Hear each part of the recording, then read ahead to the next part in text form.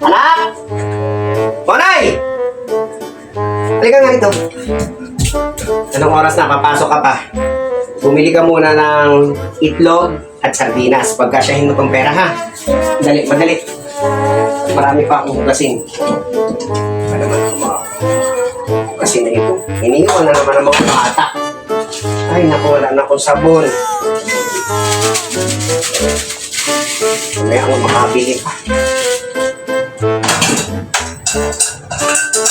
Ay, naku, bakit may mga gantong hugasin ako? Kung naman ako na gantong gamit, ha?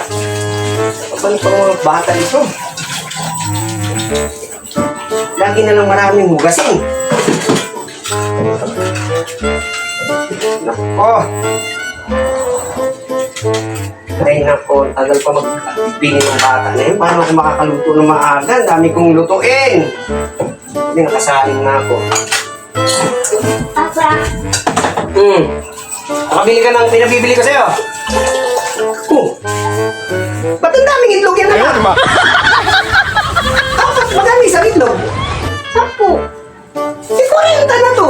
Magkano to? 30. 70-50 lang yung binigay ko sa'yo, ah.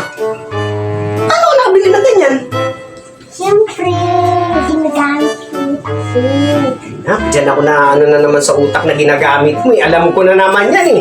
Nanggancho ka na naman, eh. Paano mo napag-asaya ng ganyan?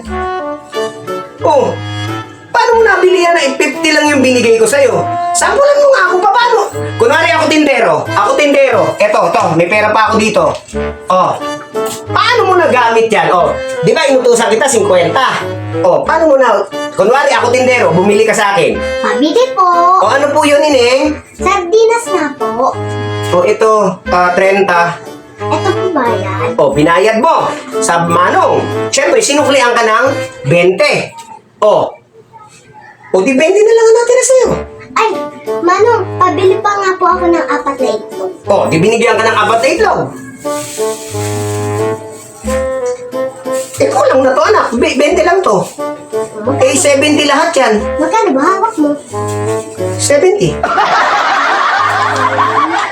Ano? Pero, bakit na?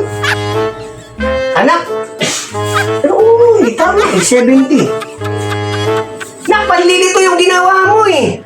Panggugulang na naman yan, eh. Ginamitan mo na naman ang Angelo Technic, eh. Yan ang sinasabi ko sa iyo, anak. Sobra mong talino. Sa kalukuhan, ginagamit mo, eh. 50. Siyempre, nung may 70. Sige, okay na yan. Lutuin na yan. Ikaw talaga. Huwag mo na kung ulitin yung panggugulang na yan, ha? Akin yan. Ikaw talaga.